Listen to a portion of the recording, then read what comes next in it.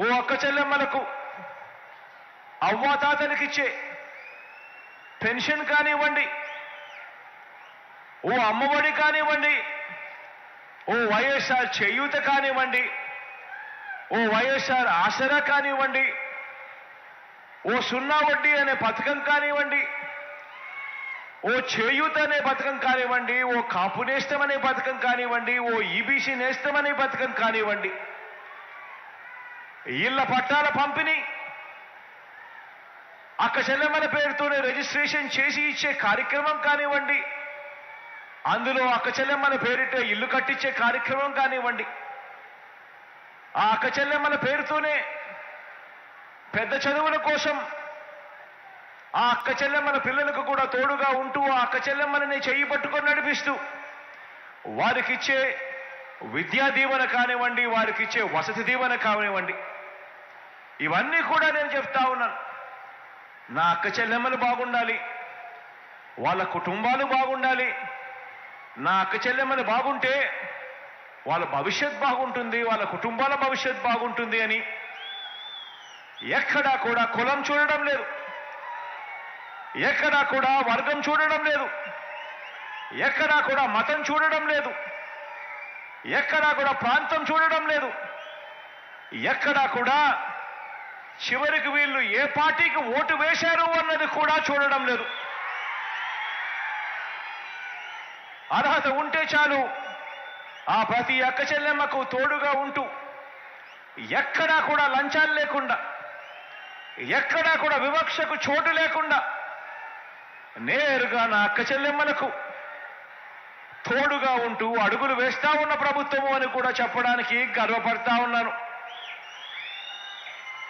అవ్వ తాతలు, అక్క చెల్లెమ్మలు, రైతన్నలు అందరి ఆత్మగౌరవాన్ని నిలబెడుతూ వారి ఇంటికే వచ్చి చిక్కటి చిరునవ్వులతో వారి ఇంటికే వచ్చి వాలంటీర్ చిక్కటి చిరునవ్వులతో ఇంటికే వచ్చి ఇస్తూ వారికి అండగా నిలబడతా ఉన్న పరిస్థితి కూడా, వారి గ్రామంలోనే ఒక సచివాలయం ఏర్పాటు చేసి వాళ్ళ ఆత్మగౌరవాన్ని కాపాడుతూ ఇంటి వద్దకే సేవలు అందిస్తా ఉన్న పరిస్థితులు కూడా కేవలం ఈ 58 నెలల కాలంలో మాత్రమే జరిగాయి అన్నది కూడా గమనించమని కోరుతా ఉన్నాను.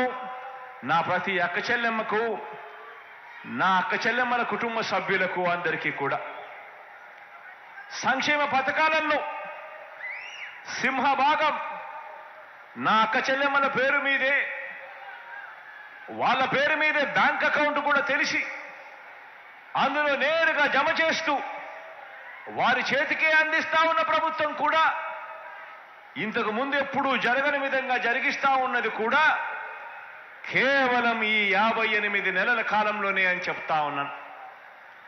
దీనికి ఉదాహరణ ప్రతి అక్క చెల్లెమ్మను నేను కోరుతా ఉన్నాను.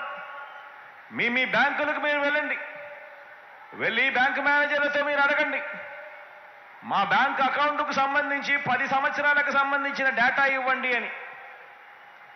చంద్రబాబు నాయుడు గారు 5 సంవత్సరాలకు సంబంధించిన డేటా, మన ప్రభుత్వానికి సంబంధించిన ఈ 5 సంవత్సరాలకు సంబంధించిన డేటా కూడా అడగండి. ఈ 10 సంవత్సరాల డేటాను ఒక్కసారి చూసుకోమని కోరుతా ఉన్నా అక్క చెల్లెమ్మలను. ప్రతి అక్క చెల్లెమ్మను అడుగుతా ఉన్నా, చంద్రబాబు నాయుడు గారు 5 సంవత్సరాల డేటాను ఒక్కసారి చూస్తే మీ బ్యాంక్ అకౌంట్కు కనీసం ₹1 అయినా కూడా పంపించినాడా అని చెప్పి నేను అడుగుతా ఉన్నాను మిమ్మల్ని అందరినీ కూడా. నేను ఇలా రెండు చేతులు పైకెత్తారు, ఇలా ఇలా ఇలా ఇలా ఇలా ఇలా ఇలా ఇలా ఇలా ఇలా ఇలా ఇలా ఇలా.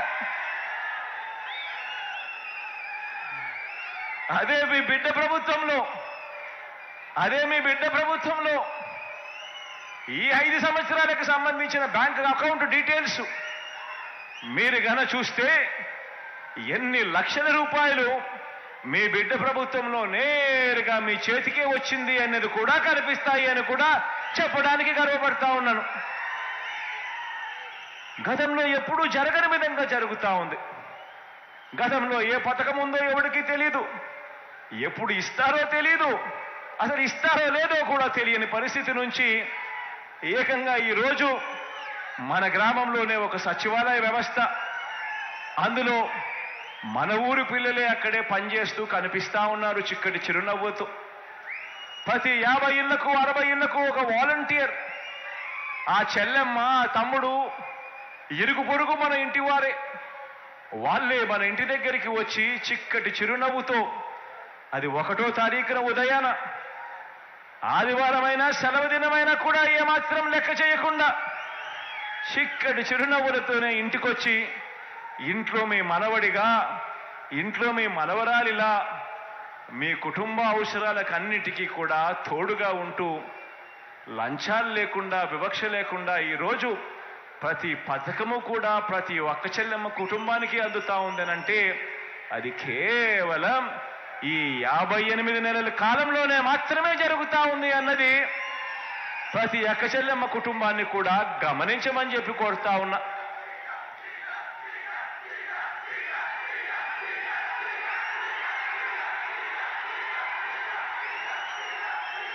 ఇలా ఈ 58 నెలల కాలంలోనే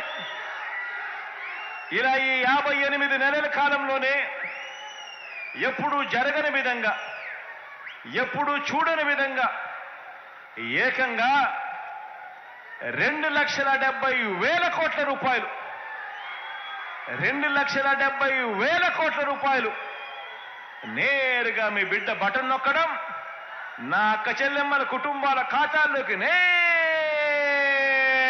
వెళ్ళిపోవడం.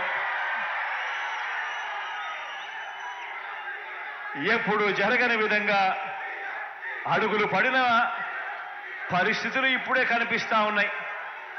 ఈ 2,70,000 కోట్ల రూపాయలలో అక్షరాల 1,89,000 కోట్ల రూపాయలు నా అక్క చెల్లెమ్మలకే నేరుగా వారి ఖాతాల్లోకి వెళ్ళిపోయిన పరిస్థితి కూడా కనిపిస్తా ఉంది.